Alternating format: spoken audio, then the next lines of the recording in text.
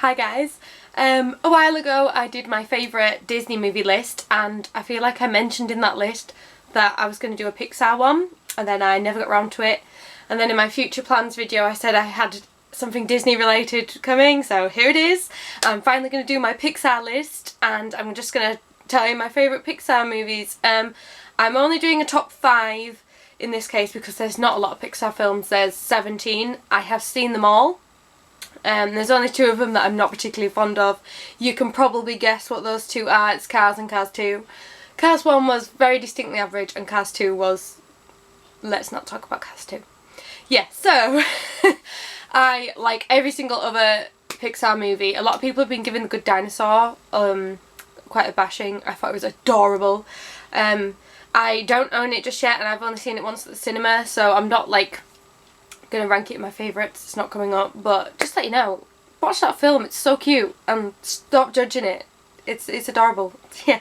Anyway, so yeah, let's get cracking straight onto the list. So the first, well, my number 5 is, it was the most difficult one for me to decide because it was trying to pick which one of the trilogy is in 5th place. That's right, it's coming now. It's not number 1. Don't get me wrong, I love the Toy Story trilogy. It is amazing, it's beautiful. Tears happened in number 3. The tears for me didn't happen in the place where they happen for a lot of people. That furnace bit, I was fine. Giving away most of the toys, I was fine. Andy giving away Woody, I was like, no! I love Woody so much, and sorry to use, like, you know, bad language, whatever, but I feel like Buzz is a home-wrecking slut. I don't like Buzz at all. I love Woody so much. And so my choice is actually going to be the one that I can probably quote the most, and it introduces my favourite character, and that is Toy Story 2. And this is one of the first films that I ever actually saw in the cinema.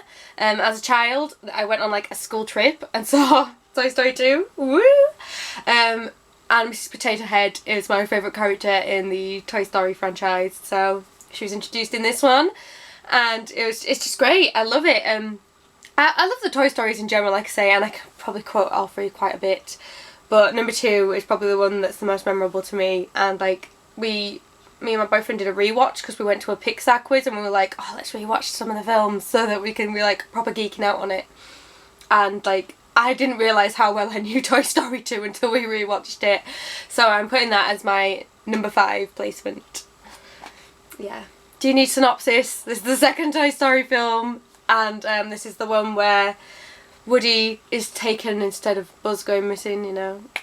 Woody is taken and they have to go rescue him from Al's toy barn, and Woody finds out more of the origins of his like toy life, how he became a toy, I guess, why he was popular, and we learn a bit more about Woody's past, and we get introduced to some new characters, Jessie being one, Mr. Potato Head, Bullseye. You know the drill, it's Toy Story, I don't need to tell people what this is, but yeah, I love it. Next one is probably one of the most surprising ones. A lot of people don't seem to rank this as highly as I do, but I love it. And again, this might be the Pixar film I can quote the most.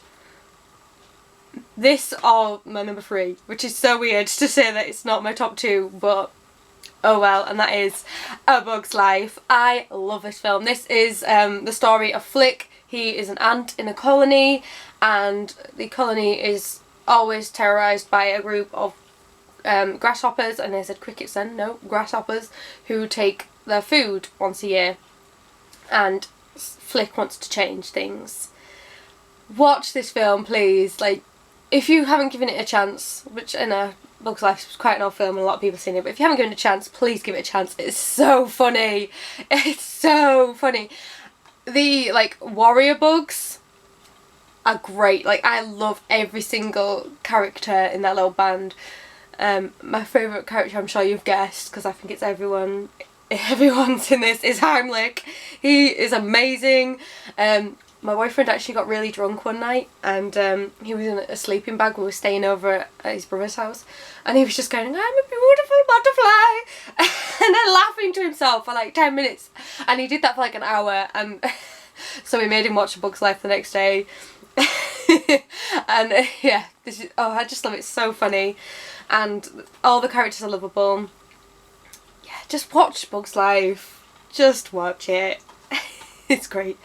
Number 3 is the film that, up until we recently rewatched it, I cried every single time I watched it in 3 places, and it's my number 3 film. Ironic. And yeah, I guess I can quote this an insane amount as well. And this was actually the film that, when it came up in the quiz, the sheet just kind of got handed to me and I'd be like writing down answers. And that is Monsters, Inc. This is also a film I saw in the cinema as a child. I think this is the first film that I saw in the cinema after my family moved to Scarborough. I feel like this was one of the first films I went to see with my family. I think it's kind of like, we moved them away, let's take them something nice. Monsters, Inc. Which, you know, thanks parentals for doing so, because this film is amazing. Even though I did cry my eyes out in the cinema, I've cried my eyes out when I had it on video, and I watched it several times on video. I've cried my eyes out watching this DVD. It's just an emotional roller coaster, and I love it so much. The bits that make me cry are Boo getting scared of Sully in the simulation. I'm a bit sad thinking about it. Boo having to go home, and the door at the end. Every time, well, until this last time, somehow I managed to steel myself. Maybe I've finally watched Monsters, Inc. so many times that I can control my emotions. Even though, like, the bit where Boo's in the rubbish, or at least Sully believes so, and he faints like 3 times. Oh, that cracks me up every time. My favourite character in this film is probably Boo. Like, she's just so cute. And this film just melts my heart, and I love it so much. The relationship between Sully and Boo is just so heartwarming. I'm not even like a motherly human being, but when I watch that relationship, it just warms my heart. And Mike is so funny as well. Like, this has got a lot of funny moments in it too. Of course, there's the classic "put that thing back where it came from, also help me," and she's out of our hair. Love it. And the song, Wouldn't Have Nothing If I Didn't Have You, I really enjoy that too, which is like the credits song. Great.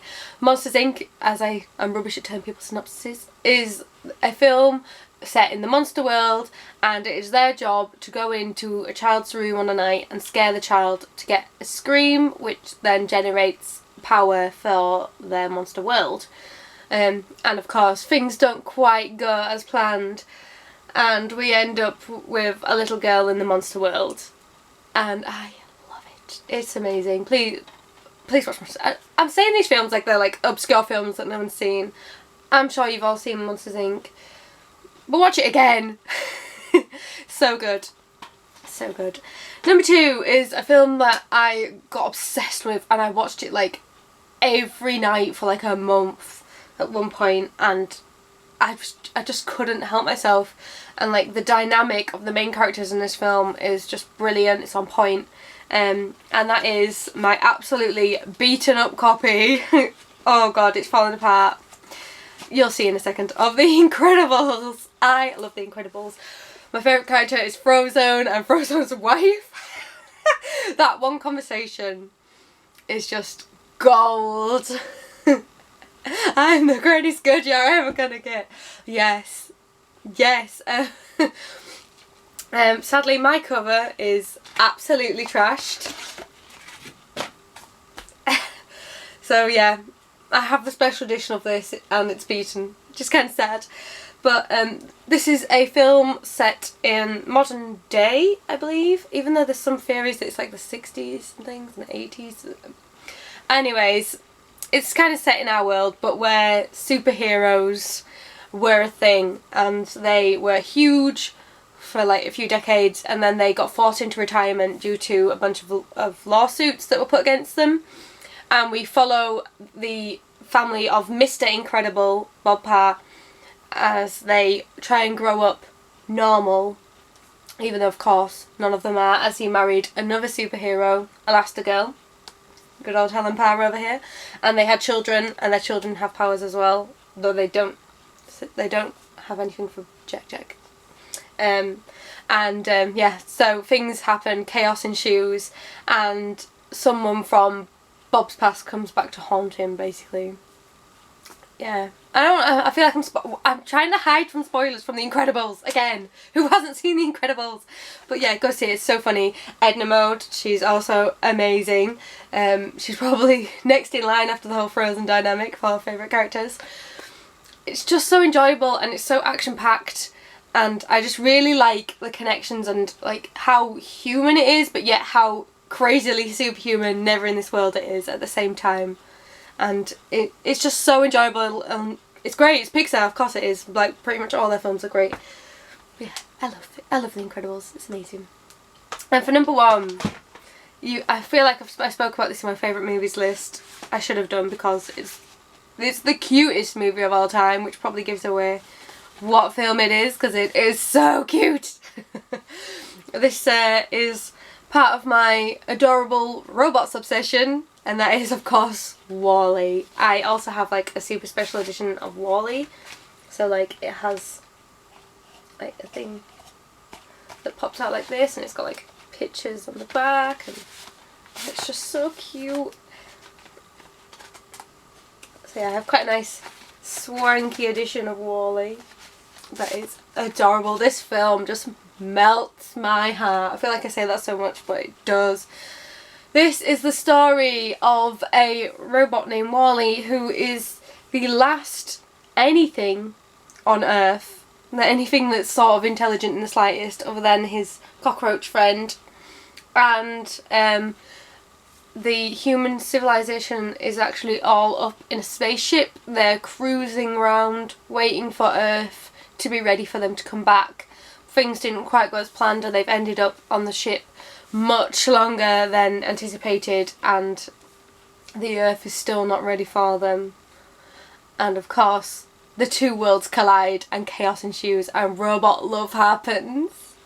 With Eve here, she is the one to come to Earth and set the plot in motion, and it's just the cutest thing ever. Like, I have watched this film and just gone through it, like making like little like noises throughout the entire film, to the point where my old flatmate thought it was part of the film. And I was like, no, that was me. But it's just the cutest thing ever. And even though it's silent for like quite a chunk of the film, like there's no like real dialogue, it doesn't need the dialogue. You get everything. It's done so visually well that you just get every single emotion, you understand everything. And people kind of like judge it a bit for being like not really a very talkative movie, but just watch it. And like once you get to like the humans as well, like once you get to the part where there is talking and the humans, it's great. And then the more that Wally interacts with all this like crazy ship-based world, the more that comedy ensues as well. Like it's just so heartwarming, it's funny, it's so charming. I want a Wally in my life. Me and my boyfriend actually have the mugs of Wally and Eve, so we got like couples mugs, which is really cute if you ask me. Yeah, I love Wally. I just love it. But it's quite a late addition in my life. I didn't see it for ages. Like the rest of those films, I pretty much saw them as and when they came out, either in the cinema or straight when they came on DVD. Or video, should I really say, in Toy Story's case. That was one of the videos that I had right up until like moving out. Yeah, anyways, moving back to this. But Wally, I didn't see for years. Like it had been out, I'd say like 2 years. And then I finally like decided to buy it, because it was always so expensive as well, because I wanted this like special edition. I just decided I wanted the cute special edition before I'd even really seen anything about the film. Anyways, and this went on sale, or it was in the buy one get one free Disney thing that they do every now and again. There was some sort of promotion on it anyways, and I finally got it and just fell instantly in love. So I'm quite late onto the Wally bandwagon, really, in the scale of things, but I love it still. And this is actually my boyfriend's favourite Pixar too, so we are united on Pixar love in this case, at least. So yeah, I'll tell you a bit about the quiz we went to too. Yeah, we went to a quiz and it was a Pixar quiz. It was really for students, but we didn't care and we went anyway. and we came second. We were the only 2-person team there. Everyone else was teams of 4 or 5. And we came second. We beat third place by 30 points and we missed out on first place by 4 points. And we were both just like frantically writing answers, passing the sheet back and forth from each other because he is such a Pixar nerd and it turns out I am an incredibly Pixar nerd. I didn't realise how good I was with the knowledge until we went to that quiz. Our downfalls were Brave, which I own, but I've only seen like a few times and he's only seen it once. So we weren't the best with Brave. Inside Out we were actually alright on, even though we don't own it. We saw that in the cinema though. I wasn't that big on Inside Out. Shh. It was not Cars level, but it was like kind of, you know, cruising down the bottom of the good section of Pixar. Yeah, so that happened.